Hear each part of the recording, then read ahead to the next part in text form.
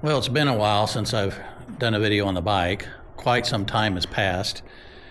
Some of that time is just getting so disgusted with trying to find the parts and trying to get stuff working. And, I just kind of, around the holidays and stuff, just kind of shoved it into a corner and just kind of, washed my hands of it for a while. But I've done some updates since the last time. I'm still waiting on some parts, imagine that. But I'll go over real quickly what I've done and kind of give you an update, and then hopefully finish this video when I get what I hope is the last part that I need to put on this bike to get it running. So we'll go through an update real quickly. This thing has taken way too long. It's like 3 times what the cost of what I saw of one in pristine condition. This is obviously not in pristine condition. It's not all original parts. It's, like I said, a Frankenbike. But I am determined to win, and I'm going to get this thing running, and I'm going to ride this thing and hopefully not hurt myself. But here's the updates that we've done since the last time, I believe. What I did is I redid the oil seals and the forward shocks, basically rebuilt them. One of the shocks had sludge in it. I think it was this one.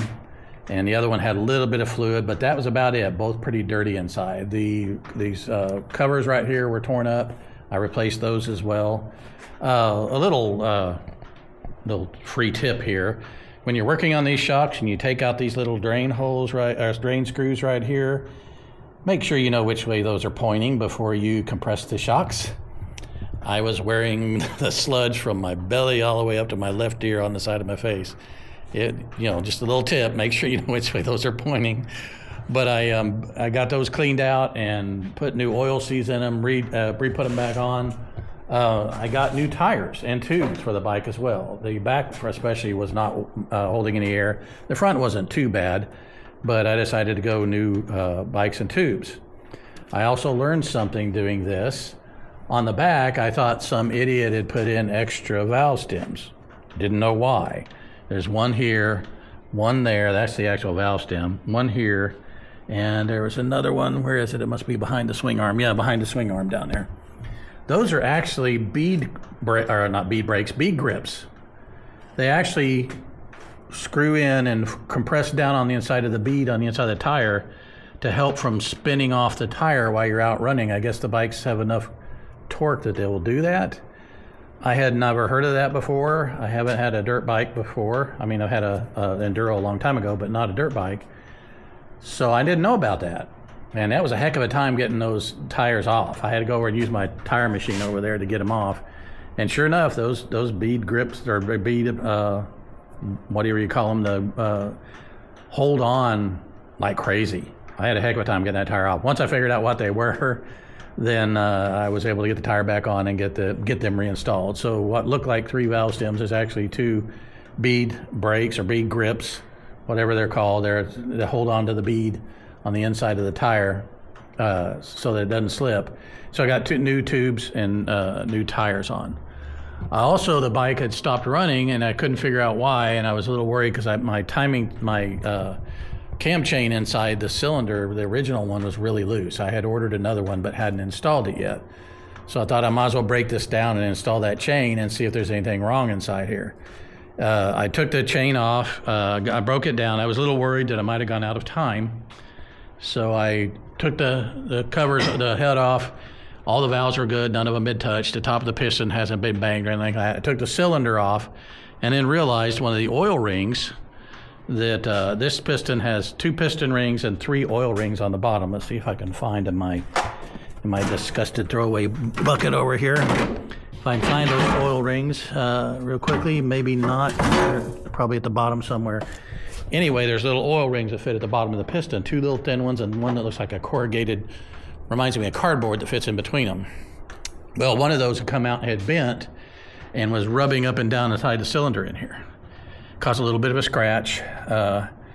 I took it out, I honed the cylinder again, didn't completely get rid of the scratch, but took that O-ring off, tried to bend it back, or the ring off, the oil ring off, tried to bend it back. Of course, it didn't want to go, so I took that one off. Then I tried to reinstall it with the remaining oil rings, I don't think those things are good for anything except getting caught in a cylinder and bending up and causing all sorts of intense hatred. So I took them out and we're running with just the pistons now. Still got over 130 pounds of compression after I tested it later. I've had the bike running since then. Everything is good, I think. We're going to go that way is what's going to happen. I also found a skid plate. I've been watching this a while on eBay. The guy I thought was a little too high for it. He came down a few dollars, gave me an offer, so I went ahead and put the skid plate on it. I'm pleased with that. I figure by this time I've got the world's most expensive 1980 DR 400 anyway. What's a few more dollars?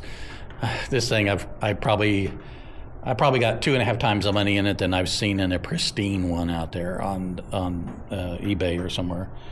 I think I narrowed down the problem. The problem with it is it was running really rich.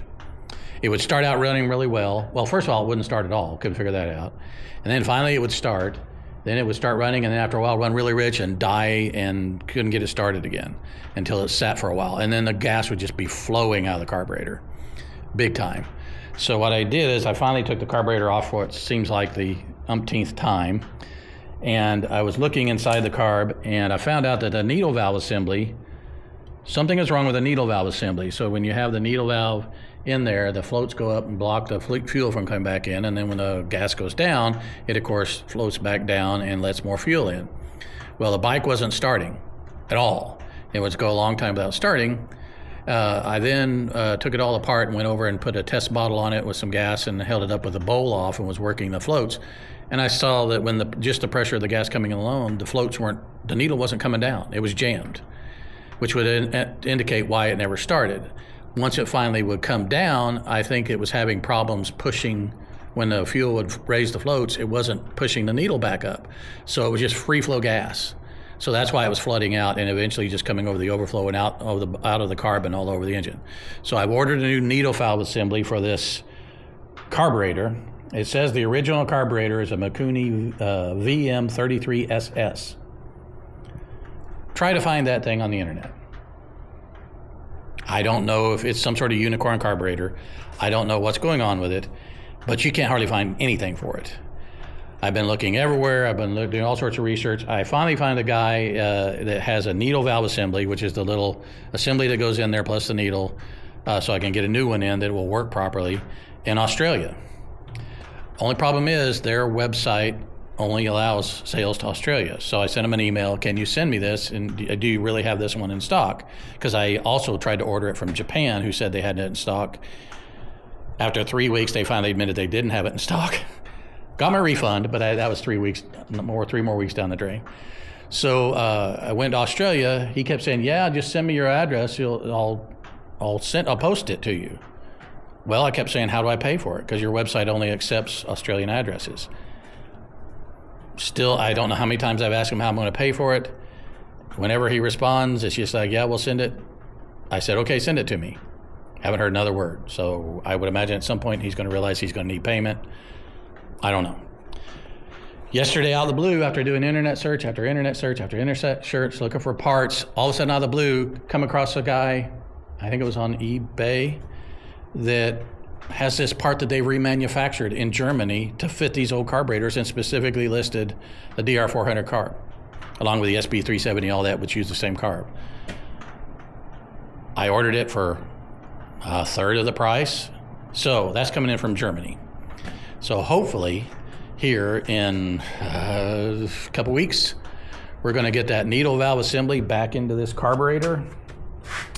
And then for what seems like the 20th time or more, I'm going to put this carburetor back on here. We're going to get the thing worked up. We're going to get the gas flowing correctly, and we're going to be riding this bike out of here. And then finally, maybe we'll get the final update on this bike. There's still a few things missing. I got to need a side cover for this side, which can be ridiculously expensive for a piece of plastic. I've got a slightly broken one for this side. I had to run this gear shift lever, had about that much play in it. And after I'd been working on it a while, it was just hanging straight down. So I'd got some of that plumber's tape that you put on for joints when you're doing plumbing, wrapped around there several times and stuck it back on, and now it seems to be solid. We'll see how long that lasts. It's almost like the gear shift is not the right one because I have it screwed in all the way and still was really loose, or maybe it's gotten so worn that it doesn't grip as well anymore. But, oh, also, I took off that Cafe generic muffler off the here. I found another one from an old DR400 online. Ended up having to buy the whole exhaust system, which I didn't need, just to get this. You can find a lot of the second muffler, which is right here, and you can find a lot of the first pipe online, but you can't find the mufflers. So I've got the muffler on, had to do some work in here to get it to fit right. Got it all on. It's much more compact. It sits much closer to the bike. The other one sat out like this. So it's a nicer fit, and I figure that won't be any jetting requirements for it because it's the original pipe. I've had their bike running with it before it started doing its carburetor issues again. So it runs and it works fine. So hopefully in a week or two, we're gonna have the needle valve assembly, put it back in the carburetor, get it back on the bike without breaking any of these manifolds, and we'll get this thing running. And then hopefully on the next and possibly final update, you're gonna actually see me ride this thing and see it actually get on the road. And then we'll be done with it, I hope. There's still a few more cosmetic things I'd like to do. I mean, what the hell, I've already got $2,600 in this thing, and I saw a pristine one online somebody's asking $1,500 for. It's got the carburetor from hell because you don't, oh, by the way, I also ordered another carburetor on here trying to get it fitted out. Doesn't fit, didn't work. Luckily, I hopefully have got this needle valve assembly come for the original, and we'll get back to running with that. But this has been one heck of an experience. Hopefully I'll be riding it soon. We'll see it on the next video. It'll be finished. It'll be the final update for the Frankenbike. And then I've got to get back on this little jewel over here, which is the 1980 Goldwing GL 1100. I got problems with the brakes. I put the single Volkswagen carb on it, trying to get past some carb issues. That's still not running right. Probably later today or tomorrow, I'm going to go in there and check the valves, make sure the valves are set correctly. That could be part of my problem. I got two things to do before I start painting. I got to get this thing running and holding an idle like it's supposed to. It will run, but it won't hold an idle. And I got to fix those brakes. I have no idea what's going on with the brakes. I got a leak somewhere. I've tried different reservoirs and master cylinders, and I've rebuilt the calipers.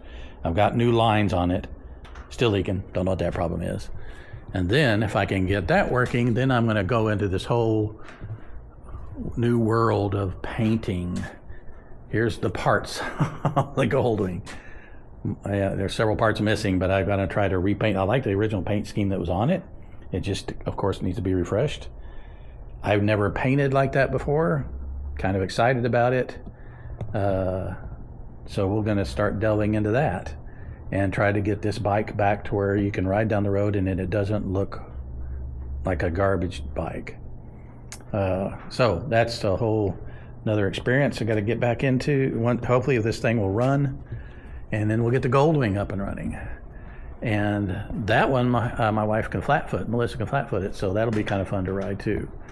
Meanwhile, we're trying to get back on our bikes and ride as much as we can. We got a ride a couple days ago when it was up in this close to 70 degrees, 72 I think. Got us a ride. This Saturday is supposed to be 77 and sunny, so we're going to try to get out again. We got to get back on the bikes. We are not in riding shape. She had a battery issue with hers. I think my tender that was on it was bad. We're going to test that. Keep testing that because we got a ride coming up in South Dakota this July, mid-July. We've never been there before. We want to go see Mount Rushmore and Devil's Mountain and the I think it's the Iron Run or Iron something Run, Needles Highway, all that. Never been there before. We are going to trailer up there. We got a VRB or Airbnb, and we're going to go up there about 3 weeks prior to the Sturgis Rally. We just don't want to deal with all those people and all that. I mean, one of these days maybe, but we just don't like dealing with all the people and all the bikes and everything. And we like to just kind of go up and ride and have some peace. So we're actually going to about 3 weeks before the rally, and that's going to be real fun. And that'll be on some videos coming up as well. But that's the status of the Frankenbike right now. It's, I hope, going to be not a work in progress anymore, but be a final build. I'm going to get out on the trails and do some riding. I haven't been on a dirt bike, and let's see, I'm 64. It's probably been since I was 16, 17. So it's been a few years. Hopefully I do not hurt myself. I really wouldn't want to do that before the big trip. But it's come a long way. I learned a lot of things. I'm going to be a lot more careful if I buy a project bike now, look at it a lot more closely in the pictures. I mean, just stuff like all the missing brake levers and I mean, there was so much stuff. If you've seen the beginning of the video, that was messed up and missing, and the age of the bike. And I think this DR400 was only made a couple production years. So finding parts for it, it's not like a Goldwing, which, you know, has been made for, I don't know how many years the Goldwing's been made. So you can almost always find parts even on the older bikes.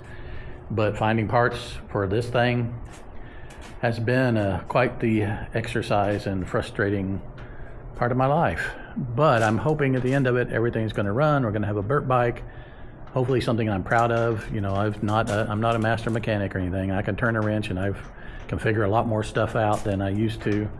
And I'm getting some skills and more confidence every day once I go past the setbacks of being completely discouraged. So hopefully this thing's going to be running soon. Hopefully I'll be able to show you that. I hope to have some good news for you soon. So until then, I'll check back with you later.